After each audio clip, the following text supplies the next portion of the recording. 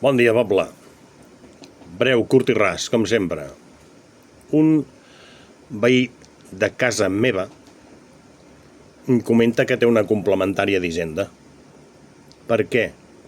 És curiós, Aquest és dur. Perquè resulta que tenia uns ocupes a casa seva, feia 3 anys no els podia treure de cap manera, pagava l'aigua i la llum perquè no els hi pot tallar, i resulta que estava pagant hipoteca de casa seva. Què fa? Li fan una proposta i el tio, evidentment, la ven. S'ha quedat sense casa, s'ha quedat pagant part de la hipoteca. I com que ha vengut mal venut la casa per no tenir problemes, què li ha passat? Al cap de 6 mesos té una complementària. Vale? Perquè Hisenda no es creu que l'hagi venuda tan barata. És a dir, a més de que s'ha de vendre la casa, a més de que t'ocupes de que ha estat pagant aigua, llum i gas i perquè no li embarguin el sou ha hagut d'estar pagant, resulta que es ven la casa, es malven la casa i li foten una complementària perquè Hisenda el castiga perquè no es pot vendre la casa amb ocupes dintre.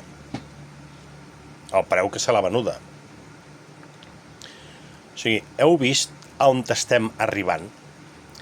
I la gent anirà a votar aquests tarats mentals que estan manant avui. I a mi m'agradaria que un sol, només un socialista, un sol em digués: Josep, voto els socialistes per això, només per una cosa.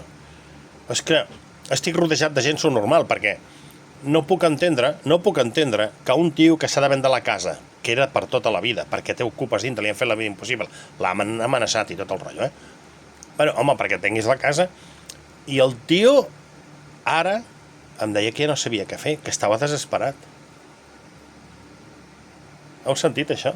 Aquesta història és bona, Potser que fem una reflexió, no? Vinga, va. Visca Catalunya lliure.